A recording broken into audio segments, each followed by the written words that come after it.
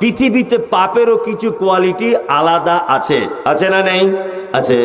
যেমন দেখবেন কিছু পাপ করলে মানুষ খুব আনন্দ পায়, তৃপ্তি পায়। আজ থেকে 20 বছর আগে পাকুড় বা ডাক বাংলা সিনেমা হলে যখন নতুন নতুন সিনেমা যখন আসতো, তখন মাইকিং করতো না গ্রামে গ্রামে, সকাল সন্ধ্যায় সপরিবারে দেখার মতো বাংলা ছায়াছবি, অমুকের ছবি, টিকিটের দাম 3 টাকা, এই গাড়িতেও টিকিট পাওয়া যাবে, কাউন্টারেও পাওয়া যাবে। আপনার শালিকে নিয়ে আপনি টিকিট কেটে সিনেমা দেখতে গেছেন, পাশাপাশি দুজনা বসেছেন, হলের লাইট বন্ধ হয়ে গেল, তখন বলুন তো মজাটা কেমন হবে? 16 বছরের শালি যদি থাকে পাশে বসে সুন্দরী, এমনিতে তো মজা এমনিই হবে, সিনেমা যা চলুক চলুক, ওরা দুজনেই অর্ধেক সিনেমা করে বসে থাকবে। আনন্দ হলো কি হলো না? মনে তো তৃপ্তি পেলেন কি পেলেন না? আচ্ছা বলুন, এটা পাপ কি পাপ নয়? পাপ, পাপ, কিন্তু এটা তৃপ্তি পেলেন আপনি। আর কিছু পাপ আছে পৃথিবীতে, যে পাপ করলে মানুষ পরিশ্রম করতে হয় এবং অপমান হতে হয়। যেমন আমি ওই চাঁচকির মোড় থেকে মাওলানার বাড়ি থেকে 2 বস্তা ধান চুরি করেছি, রাতের বেলা সাইকেলে করে আনছি। বর্ষার দিনে রাস্তা খারাপ, হঠাৎ করে অর্ধেক রাস্তা এসেছি আর চাকাটা পাংচার হয়ে গেছে।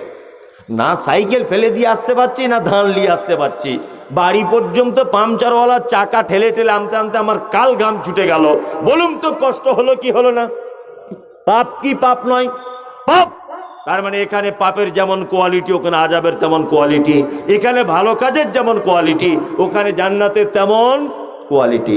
চলুন, জান্নাতের মধ্যে শ্রেষ্ঠ জান্নাত মুহাম্মদ সাল্লাল্লাহু আলাইহি ওয়াসাল্লাম তিনি বলেছেন, তোমরা যখন আল্লাহর দরবারে জান্নাত চাইবে, কোন জান্নাত?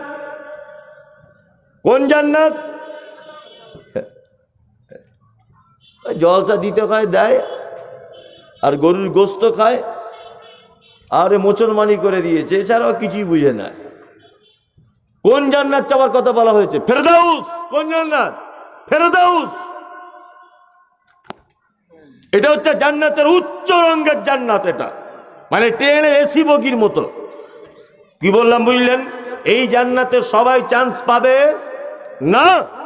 আপনারা যারা বসে আছেন, যাতে চান্স পান, আমি সেই লাইনটা করে দিয়ে যাচ্ছি।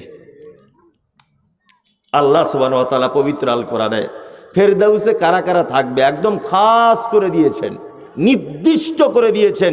এই লোক ছাড়া ফেরদাউসে কারো চান্স নেই। কোরআন থেকে এবার একটা একটা করে বলছি, শুনতে থাকুন। আল্লাহ বলছেন, কদ আফলাহাল মুমিনুন, নিশ্চয়ই মুমিনরা সফলতা পেয়েই গেছে।